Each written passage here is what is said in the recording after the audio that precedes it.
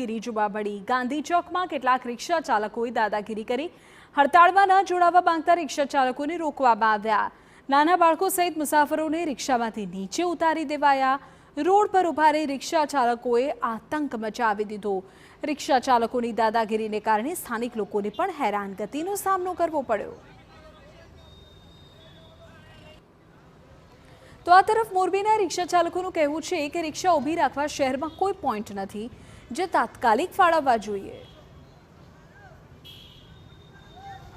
આ લોકોને તાત્કાલિક ધોરણે પોઈન્ટ ફાળવી દીયો અને જેથી કરીને આ લોકો શાંતિથી ધંધો કરી શકે, કારણ કે એને ઘણા બધા મહેમાન ઘણી બધું ઓલું આવતું હોય છે, એટલે હવે 20,000 નો મેમો આવે કે 15,000 નો આવે, આ લોકોને 12,000 રૂપિયાનો હપ્તો આવતો હોય તો એ ક્યાંથી ભરી ગયા, કારણ કે એમાંથી પછી એ લોકોને પૈસા વ્યાજે લેવા પડે।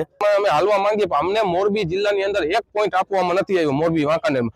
તો હવે રિક્ષાવાળાને પોઈન્ટ જ નથી તો રિક્ષાવાળો રિક્ષા ઊભી રાખે તો ક્યાં રાખે? એક પેસેન્જર જોઈને રોડ ઉપર જ ઊભી રાખવી પડે, એના પાસે પોઈન્ટ જ નથી। તો અમારી એક પોઈન્ટની માંગ છે, એટલે પોઈન્ટ મળી જાય તો એમાં એને ટ્રાફિક ન થાય એના માટે અમે રિક્ષાવાળાને રજૂઆત કરી, તો રિક્ષાવાળાએ સામે કીધું કે અહીંયા પોઈન્ટ છે નહીં, એટલે એના માટે અમે પોઈન્ટની માંગણી કરવા માંગીએ છીએ।